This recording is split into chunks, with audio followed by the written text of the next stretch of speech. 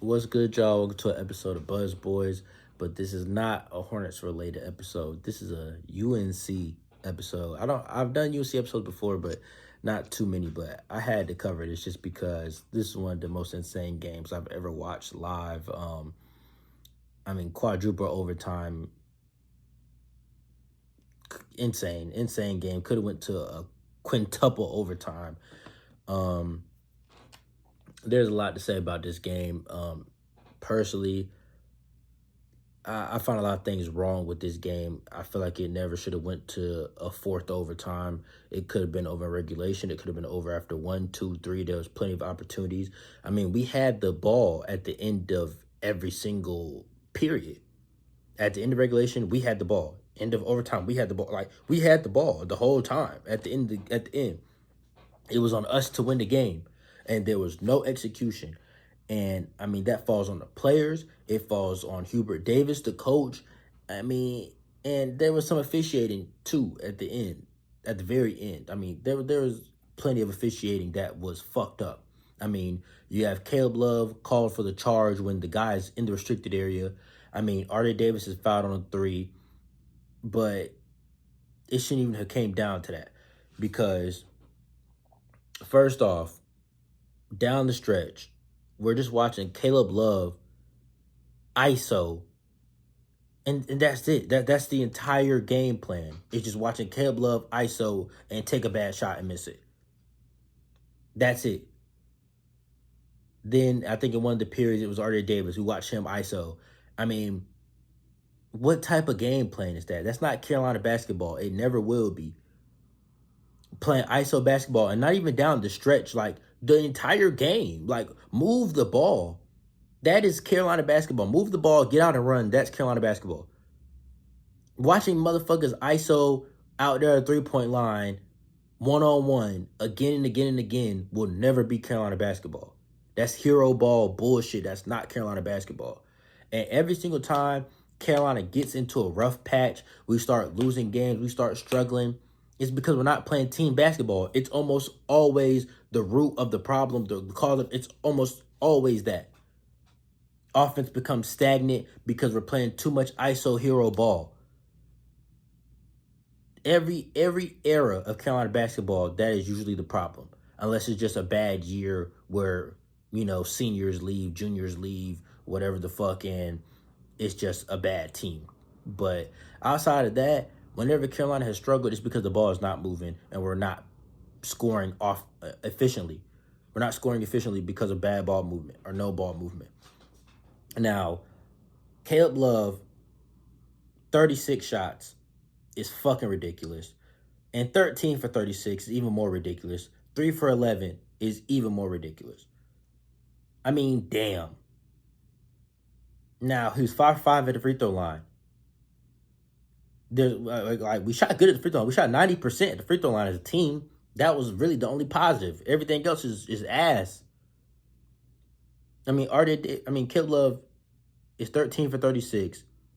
R.J. Davis is 8 for 24 and 2 for 6 from 3. Both of them were inefficient as fuck.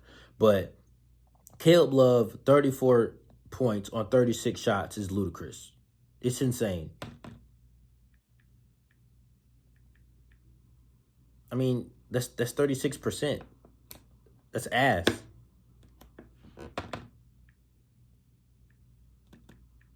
That's 27% from 3. That's ass. Like, what the fuck? What are we watching, bro? I'm just sitting there watching that shit ISO again and again and again. I'm disgusted.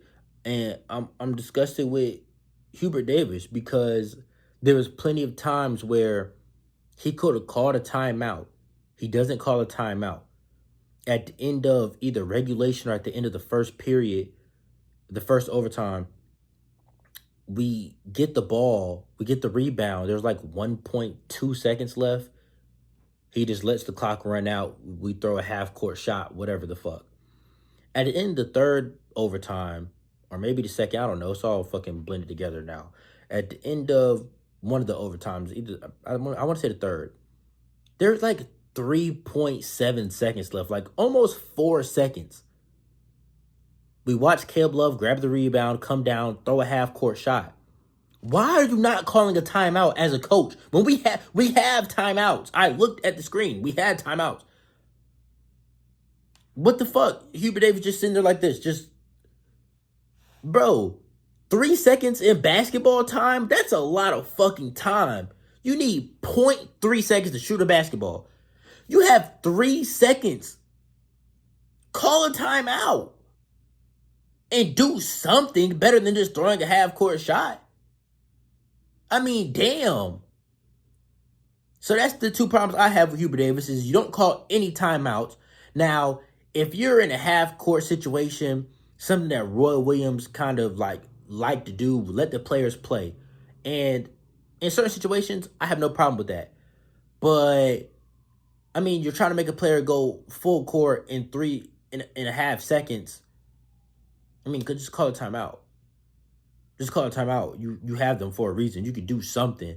And then even when he had opportunities to draw stuff up, he didn't. It was just ISO basketball. Like, there's no way y'all are just in the huddle like, all right, man, we're going to let you dribble the ball out for 26 seconds, and that's going to be the play. All right, go team. There's no way y'all are in the huddle doing that. Like, I don't know. I mean, there was no action. There was no motion. There was no plays being ran down the stretch. It was crazy. And now, let's get to the last thing. Armando Bacot, the only player that was efficient tonight, besides Leaky Black, and props to him because he also made a big shot, and it came from moving the basketball. The unsung hero could have been Leaky Black. 3-point shot. Whoever would have thought. Pass the ball. Anyway, back to my point. Armando Bacot, yes, he had 4 fouls, but for him to sit 2 to 3 overtimes made no fucking sense because how did Alabama win the game? Off of a fucking lob tip-in with their center. Something that we could have been doing with Armando. Because here's the thing, right? Here's the thing. We had Pete Nance out there. He's out there playing like shit. He's 1 for 4 from the field, 0 for 2 from 3. That's trash. He's not a scoring factor.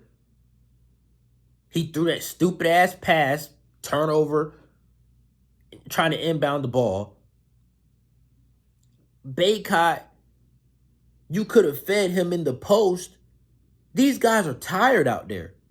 It's triple overtime, quadruple overtime, finna go into 5th overtime. Bacot was sitting down resting for a good minute. If you would have gave him the ball in the post, he would have bullied those guys. And he was 6 for 6 from the free throw line. So we were in the bonus. Fuck it. Give the ball to Bacot down low. Let him bully his way to and ones, dunks, and free throws. It's a close game in overtime. A free throw is all you need. For real, for real.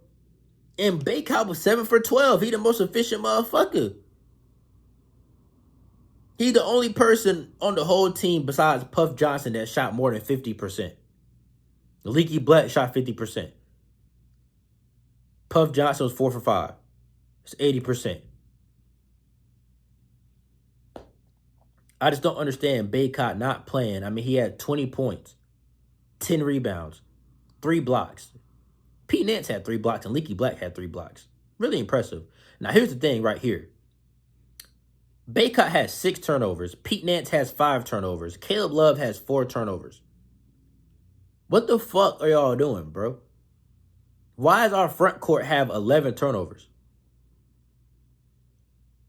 I mean, our backcourt combined for 6. RJ had 2. Caleb had 4. Y'all had 18 turnovers, dog. Now, Alabama had 22, but still. What the fuck? But I still can't forgive Hubert Davis for benching Bacot for seemingly 2 overtimes. He came in for like 1 play, came back out. Never came back in. I like, what the fuck? I mean, I'm trying to make shit make sense, bro. Now, I know I'm not a Division I coach, but some shit is common sense, bro. I mean, the kid has 20 and 10. I mean, their center had 14 and 16 and had the game-winning shot. Makes me think you needed a fucking post presence. Because trying to stretch the floor with Pete Nance at the 5, Pete Nance played like shit. He wasn't no fucking offensive threat. So what the fuck was the point? We weren't shooting efficiently from 3, so what the fuck was the point? And not going with the traditional 5. The Iron 5 last year, literally famous for long minutes. They would have been all right. Baycott would have been all right. You sub out Manic for Puff Johnson. It's the same shit. Them guys would have been all right. I don't get it, bro. I don't get it. Like, there's a lot of shit that I had problems with watching this shit, bro. A lot of shit. I mean, there's no excuse, and you drop back-to-back games. I mean, Iowa State and Alabama. Now, Alabama, at least they're ranked. But still, there's no excuse, man. Because this game shouldn't even have went to a quadruple overtime. And if y'all just would have moved the fucking basketball and got into the fucking post, y'all would have been all right. I mean, I'm at a loss for words, bro. But not to mention you let Alabama shoot 42% from 3. While we shot 30. I mean, that's what really lost the fucking game. But, man, this team got to step it up, bro. This team got to step it up. Y'all want to be that redemption team? Y'all got to be disciplined like y'all were last year down the stretch. Now, if you really watched this team last year during the regular season, we had our ups and downs, but we got our act together when it came tournament time. Down the stretch, we got our act together and kind of band it together as a veteran team. Well, this year, we need to be playing as a veteran team now. And I knew this was going to happen, which is why I really didn't want to be ranked number 1 to start the season. I really didn't. I didn't want to be ranked number 1 to start the season because I like us as underdogs. I feel like that this particular team plays better with that chip on their shoulder and being the underdog. I don't know. I don't like this team being the one with the target on the back. I don't like that. I don't like it for this team. I like being the underdog, having that dog in them. I don't know, man. I don't know. I'm really disappointed in what I've seen the last few games, though, man. I mean, even that Portland game, we won by, 6-7? But it's like, who the fuck is Portland? That game was too damn close, and it already let me knew that we were probably going to lose to Iowa State. Me and my boy had talked about it in this shop before the game. I mean, we did not look good, but we were able to beat Portland because who the fuck is Portland? I've never actually even heard of Portland University, even though I know, obviously, every major city has a university, so I'm not surprised that they're a real team, but it's like, I don't even know what their, the name of their team is. The Portland what? I don't even remember. Who are they? And y'all barely squeaked that out. I mean, I knew we was finna... I already knew what was finna happen for real. I'm disgusted, though, man. Man, if anybody from the Carolina team is seeing this shit, man, step that shit up, bro. And that shit is not cool. Y'all motherfuckers out there too nonchalant. All that hero ISO ball, man, that shit is not winning basketball. Pass the fucking ball. Trust y'all brothers out there on the court. Like I said, Leaky, low-key, could have won this game. And it would have came off of an unsung hero making a shot. Pass the ball. Trust who's out there. And shout out to Seth Trimble, rookie coming in, making that big defensive play. Shit, I would have left him in the fucking game. I don't know, man, but Pete Nance playing them long minutes, I mean, he ain't do shit, bro. I would have rather Puff have been out there with Baycott. I don't get it. I really don't. But, I mean, at this point, I've said what I had to say. We closing in on 15 minutes. I just had to come make a video about this, bro, because, that game was crazy. I mean, as a UNC fan, the weekend that we have had for this Thanksgiving weekend between UNC basketball and UNC football, disgusting. Now, hey, if you're a Hornets fan on this channel, Hornets won, Panthers won, but UNC, man, what the fuck? And I got one more thing to say before I end this shit, man. If you're a Hornets fan, bro, does Caleb Love remind you of Terry Rozier or vice versa? I mean, it seems very similar, man. Very similar. It's like somebody has to take the shot, so we just give somebody the green light and just let them chuck, for better or for worse. Even though we know they're not efficient, they just have the green light to do whatever the fuck. Like as I was watching this game, I'm like, Caleb Love and Terry Rozier are the same fucking person. Like it's very similar. It's very similar to me. But anyways, I'm gonna wrap this shit up. Always gonna be a Tar Heel fan, and we're always gonna shake back. And I still believe in this team to make a deep run. It's good to go ahead and get this shit out the way. Go ahead and drop a little bit in the rankings. Get that big ass target off our back as number 1, and make a run when it really matters in March. It's fucking November. Fuck it. Who cares? Doesn't matter right now. And I'm seeing Duke fans celebrating because we lost 2 in a row. Y'all lost by 20 tonight. Don't fucking forget that. It seems like Duke fans be so worried watching Carolina, they forget to watch themselves. Motherfucker, y'all got clapped tonight. Don't worry about us. Don't worry about us. You focus on your team. You focus on your team. Straight up. I swear to God, man. Like, y'all leave us the fuck alone. Y'all scored 56 points tonight. Y'all worry about that. Let's fuck off our dick. But I'm about to wrap this shit up.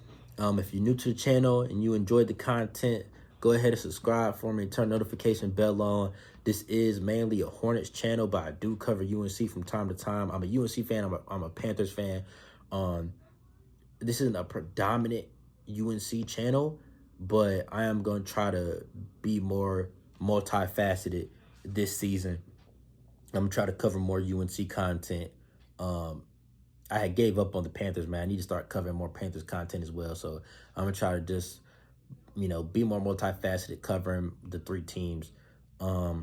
But yeah, man, if y'all enjoyed the content, make sure to subscribe. And y'all comment down below what y'all thought about this crazy-ass game, man, because it definitely was crazy. Anyways, catch y'all, man. Peace.